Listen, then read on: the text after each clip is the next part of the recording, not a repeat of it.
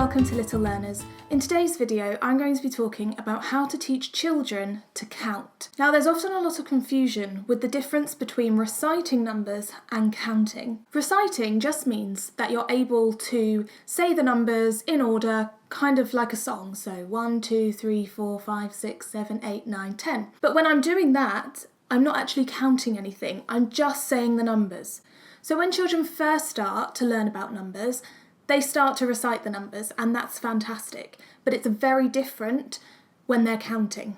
So I'm going to show you how to help your children go from reciting numbers to counting. When we're counting, we are looking at quantities and we're trying to see how many there are. Here I have some little teddy bears and I'm going to line them up.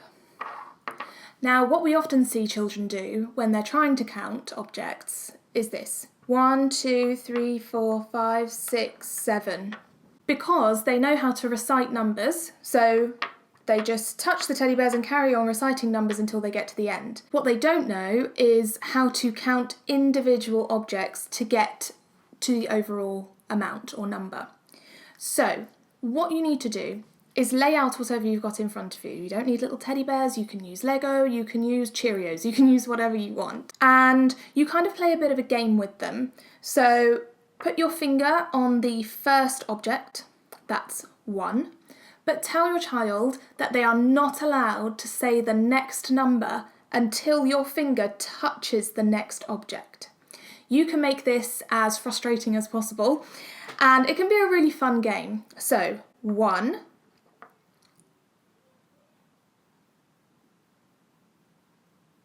2, 3, and you just keep going on like that. And you can do really big pauses between them to really emphasize the fact that they need to wait until your finger is on that next object. 1,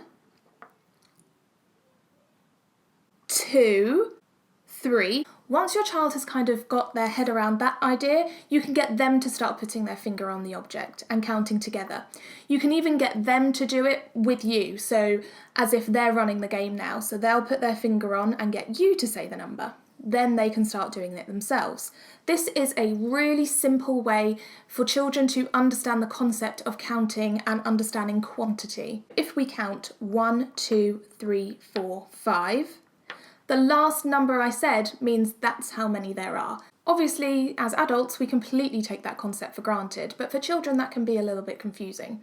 So just make sure that they know that when they get to 5, so there are 5 all together. You can also move children on to counting different things. So rather than objects that you've put out on the table or in their environment, you can move them on to counting things that can't be held or touched, that aren't tangible. So for example, movement or sounds. A really simple way to do this is with claps. So 1, 2, 3. Or you clap without saying the number and they count with it. That's a little bit more difficult because they can't see it, it's not there in front of them. Once you've clapped, the clap's gone. So that's something to kind of extend the children with afterwards. In reception, we start children off learning about counting between 1 and 10, and then we'll move them on to 1 to 20. We aim for children to be able to recite numbers 1 to 20, but being able to actually count and use numbers in later on addition and subtraction, we're focusing mainly on numbers 1 to 10. Now, recognising numbers is completely different. That is recognising numerals, and I will link that video at the end of this one. Another thing children need to understand is that when they've counted objects, if the objects move around, there's still the same amount of objects. So if I move this green teddy bear there are still 5 teddy bears. If I count 5 teddy bears and put them in my hands so you can't see them, there are 5 teddy bears in my hands. Now this one is especially tricky because it looks like there aren't any teddy bears anymore.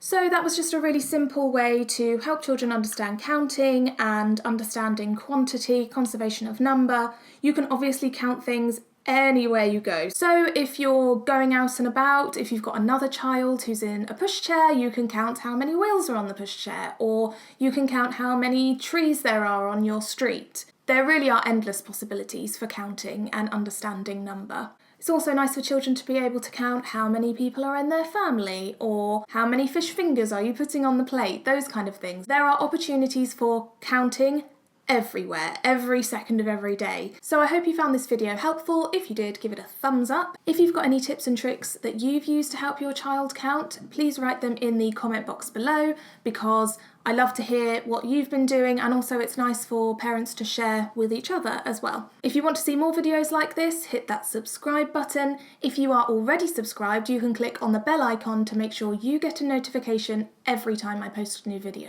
so you never miss a thing. My social media handles will be at the end of this video. Thanks so much for watching, and I will see you next time.